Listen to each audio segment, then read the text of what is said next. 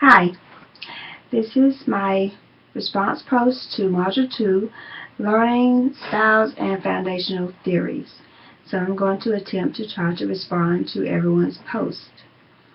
I'm going to start with both Cody and Will because the both of you chose to talk about theories in relation to our mentoring sessions with the athletes.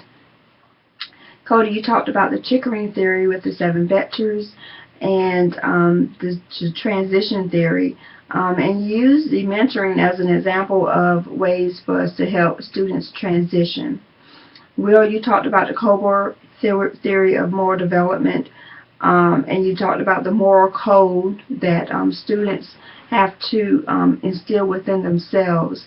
And you talked about the transition theory and how that helps, as Cody was talking about, how that's a way that we can help them transition from one level to the next, which is really a hard job, and it's harder for them. Both of my athletes are from away, and by away I mean one is from Florida. He has no relatives here at all, and the other one is up near Boone, which is it's a pretty good distance from here. It's not like you can just hop in the car and say, well, I'm going home. It's going to take a while before you get there.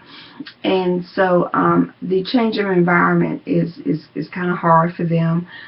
They love it here, but at the same time they're homesick, and at the same time also they're having to become aware of a new type of system and a new type of environment. Everything is so different, and so but they enjoy learning and trying to transition as they grow here at the university.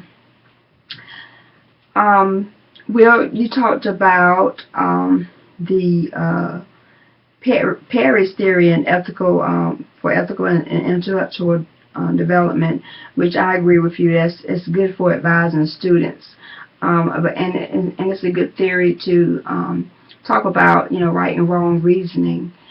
Both of you, I think, did a great job of using the mentoring sessions as examples, because it really does put everything in perspective. What we're doing is not just sitting there talking with the students. We're actually putting theory into practice, and it's a good way for us to judge whether or not we're on target, whether we're doing what we're supposed to be doing. And it's going to be interesting to see the outcome at the end of the semester. Laura, you and Gina both talked about the interrelations of the theories and how they overlap, and they definitely do. I don't think that you can really have one theory without thinking about some components of another theory. And like the two of you, I don't necessarily agree with all parts of all theories, but I do think that the interlapping or the overlapping of the theories play a very important part in how we assess them and how we put them into practice ourselves. Laura, you mentioned that you do know for a fact that you don't want to be a researcher. I found that while reading that I might be interested in doing that one day. It's an extensive amount of your time that's going to be taken away doing this, but I'm curious. I guess reading these theories, it makes me want to know, just like with the mentoring that we're doing now, a year from now, 2 years from now, what impact did it have on the particular student? And you can't find that out unless you actually perform some type of study, some type of research, in order and gather the facts so that you can test the strength of the theory that you actually put into practice. So that really opened my eyes a lot.